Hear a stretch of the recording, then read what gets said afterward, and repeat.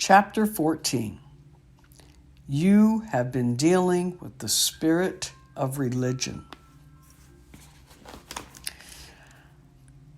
I don't think that I've ever gotten so angry over anything in my life as I did over that situation. The way that I dealt with my emotions is that I started to hate people, especially religious people.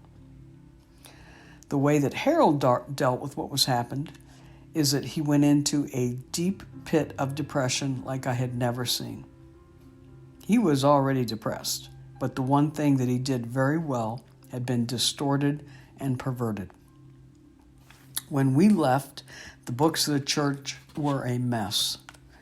Previous to Lance coming, Harold could account for every penny that had come into the church. People knew he was a nerd, but he was an honest nerd when it came down to God's money. I began saying things out of my mouth that were now bringing curses upon myself. I wanted to blow up the church, but I knew that I would get busted. They would know it was me. As people commonly do, they blame God for what Satan is actually doing. I fell into this trap as well. I could not understand how God could allow a pastor to come into a congregation and rip it off. One day, while running, the Lord said to me, "You have been dealing with the spirit of religion." He then gave me a vision of the building of this particular denomination. He showed me a tall, steeple-like edifice, and on top of the building was a big, ugly black spider with its creepy, dangling legs down.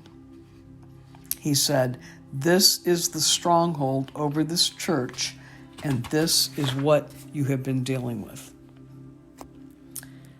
The cool thing about God is if you ask him questions or are simply honest with him, he will answer you in very creative ways. He speaks to me in dreams, visions, things jumping out at me, through other people, through nature, and his word. He is a very responsive God. I was also really upset when we received our tithing report from Lance that indicated that we had given much less money than we did. One thing that I always had done was write a check for the tithe for that exact reason, that we had a copy. I knew if I turned them into the IRS, it was most likely going to hit the newspapers and it would bring more harm to the body of Christ. It would be one more nail in the coffin of perverted, warped things that have been done in the name of religion. I chose not to do that. The Lord spoke to me very sternly one day.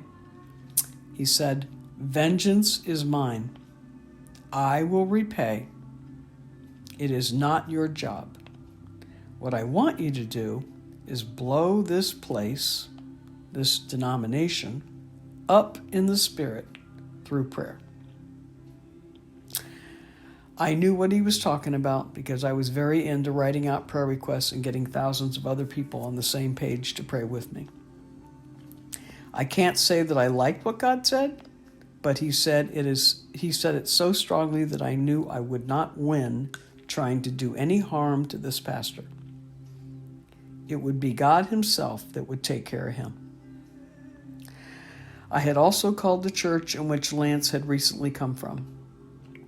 It came out that he had embezzled that church as well, and his father, who was in the upper echelon, simply moved him around. His nickname among other pastors was Popcorn, because he popped all over the country, especially small, rural congregations that were an easy, simple target. Approximately 4 months after we left the church, Harold was diagnosed with pancreatic cancer. He knew something was wrong because his urine had turned dark orange. When Lance got wind that Harold had been diagnosed with cancer, he told the congregation that it was because Harold had come against him and God was judging